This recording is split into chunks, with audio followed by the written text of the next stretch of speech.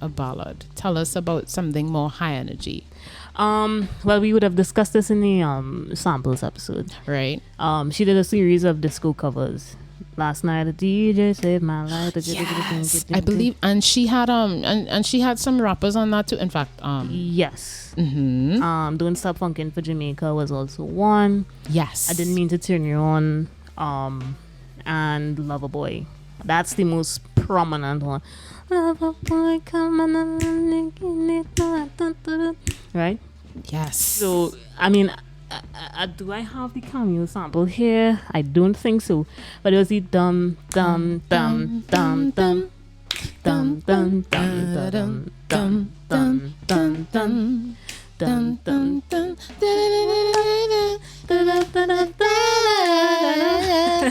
Yeah. I don't know the words, but I love the melody. Yeah, the words for that. At some point, what we could try and do is we could try to hyperlink some of the words, because yes, the song I think is somewhat sexual in a way. Well, if you look at the words for Loverboy, however, it was how it I support it in terms of how well lyrically it was written. Because there are some phrases in there I can't say out loud. Okay, but feels what like makes it? It feels like a particular drug. Now, knowing Mariah, she's all about the visuals, and she's all about writing songs that can paint a picture for you. Okay, so her songwriting style, particularly on this album, is painting with words. Yes, painting a picture, giving us an image. Yeah. Right. So what image do we get from Loverboy? Ooh. Yes. A relationship that's addictive. I don't want to say it in a bad way, probably in a good way. I don't know what the intent was, but I can get the sense that it was about a relationship that you enjoy and that you love. Yes. And you can't help but go back. Yeah. You can't help but remain in the relationship. Yeah. Yes. Trini men have that effect on some of us for some reason. Yes. Yes. So tell me something. These samples, how many songs did she sample on this album? I believe it's 5. So she would have sampled Cameo, Loverboy. There's 2 versions of it. Loverboy, the original, and the remix, which I think had The Brat was on one, and then somebody else was on the other. I Didn't Mean to Turn You On, Don't Stop Funkin' for Jamaica, that's 3. I Didn't Mean to Turn You On, that's 4. Last Night a DJ Saved My Life. So that's 5. So let me ask you something. Oh my lord. Back in 2001. Where was the I and I? No. What I was gonna ask is, because as I said, one thing that I saw a lot in my research, links will be in the description. What I saw a lot of in my research, as I said before, critics just were not feeling this whole 80s thing, because they said that it just was not the time for that sort of revival. Do you agree with that opinion of the critics? And this was more a criticism of, I guess, both the album and the film as a whole, because the film was based in the 80s. What were your thoughts? I think Mariah was probably ahead of her time creatively.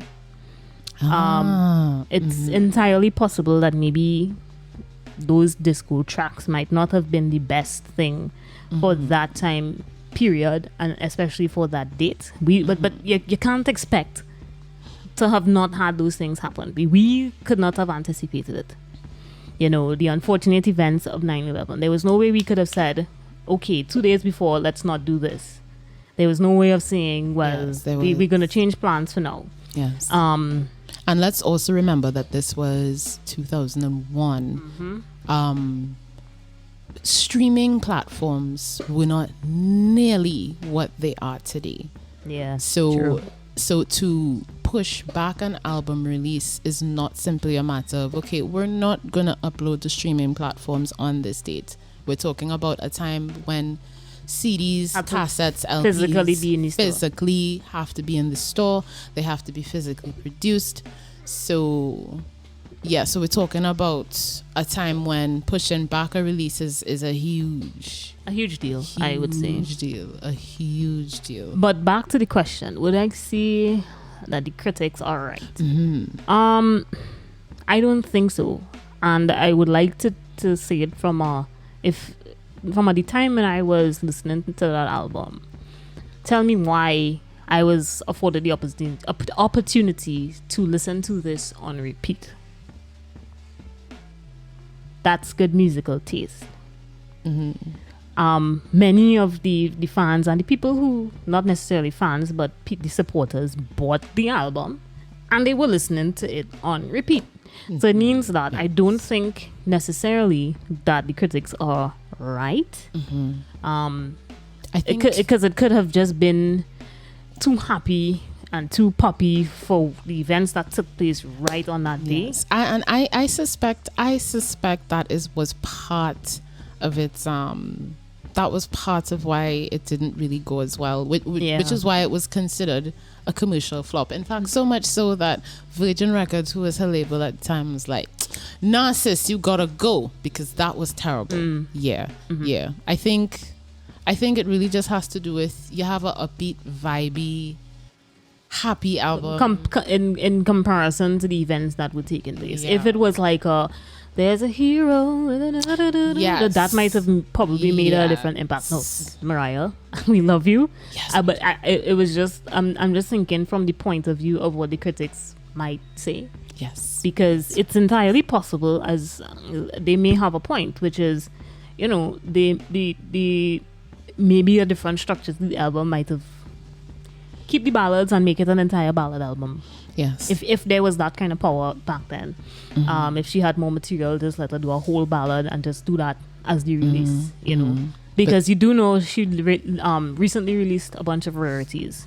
Yes. So there's a bunch of stuff out there that she could have probably put together as an album and drop that. And something makes me wonder, do you think she would have dropped these rarities had it not been for Glitter's flop?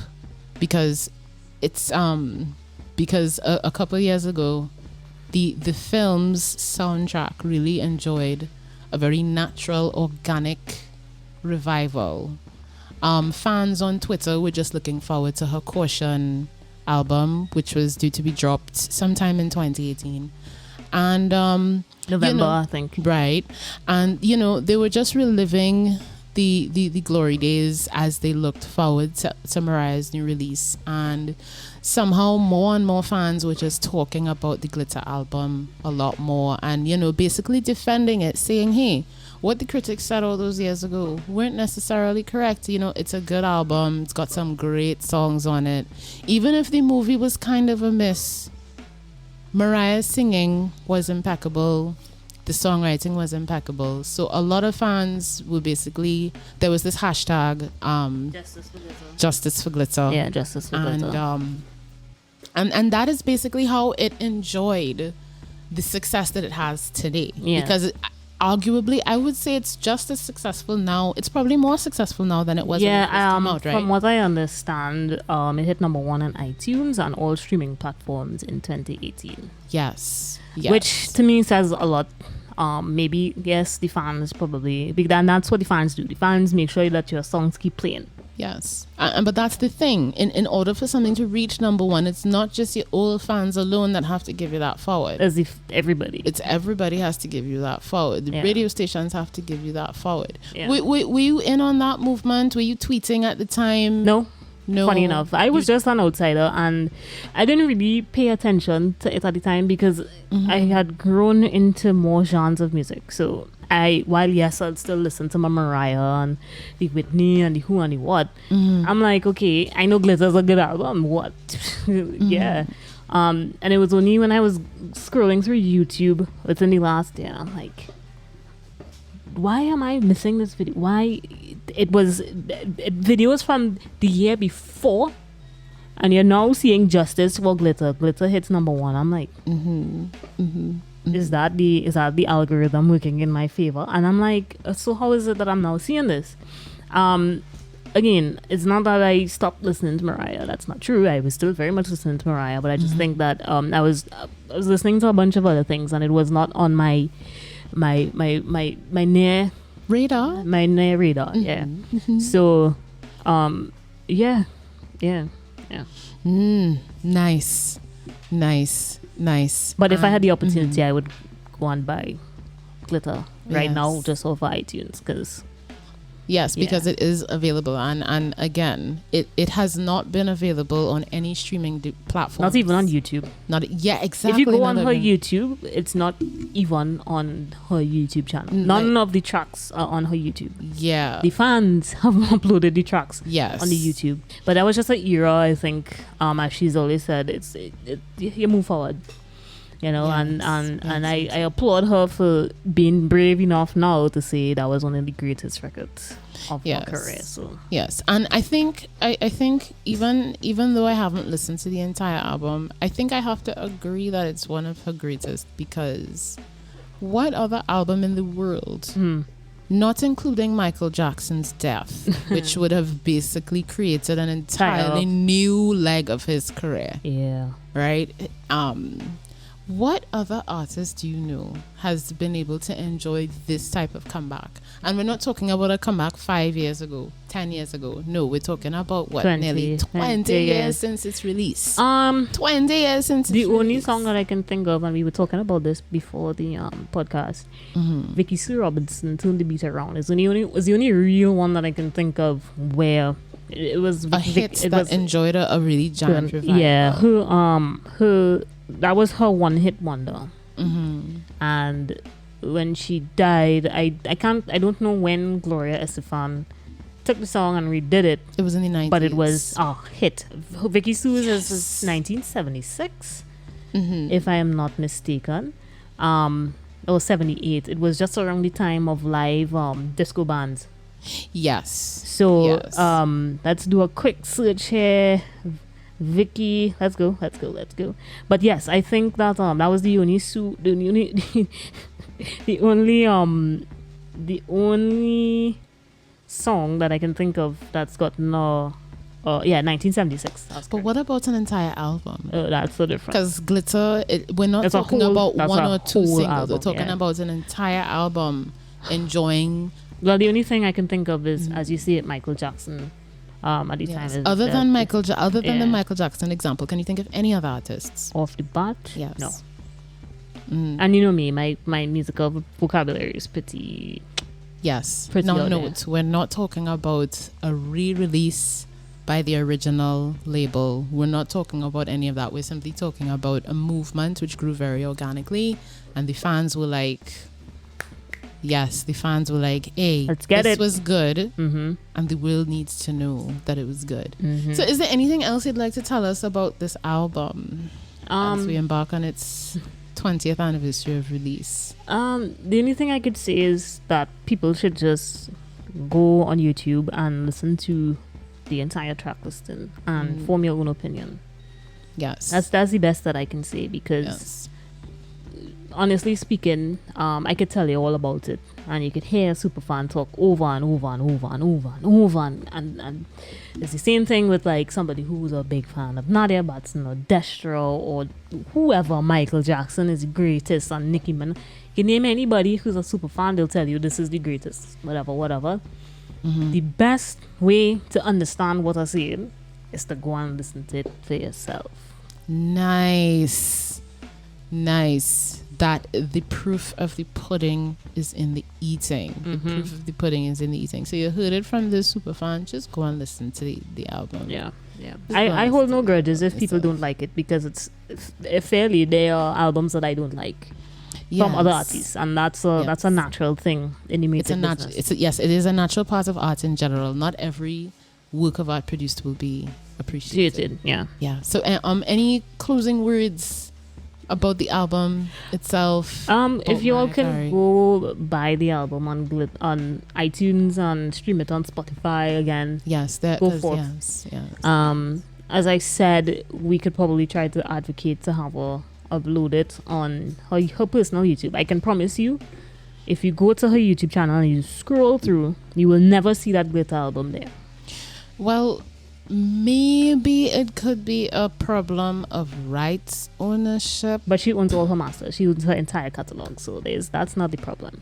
That's not the problem. I don't want to think that that's the problem, but I think that it's more about should I really put this out on, but that's up to Mariah, honestly. But I think the fans would love to have it as a part of her YouTube collection. I would love for it to be in that whole thing, because every so often you go through and you're like, I never heard this song, and it's from the rarities in particular, because you're like, where was this when I so yes. that's the one thing. And never judge a book by its cover. I think a lot of people 20 years ago probably sat there and said this album is trash because of the time that it was released and because of the movie, because remember, this album was really pushed as the soundtrack to the movie. The movie was really the marketing tool here. That is yes. We've been talking about the Glitter soundtrack and the Glitter movie and things that I think are worth talking about. Yes. The justice for Glitter in particular is I think imperative. And it was worth the discussion, I feel. Definitely. And I think this leads us in other directions in terms of future discussions we can have. Yeah. Because let's face it, Glitter was one hell of a comeback. Yeah. So, ladies and gents, like, share, comment, subscribe. Check out our website, www.forthemostpartpodcast.com. Please don't hesitate to support. We have basically almost every form of support you could consider: Payoneer, PayPal, you name it. Yes, it's on the website. Share up all the social medias, as I said, and we will see you and we will hear you on the next one. Peace.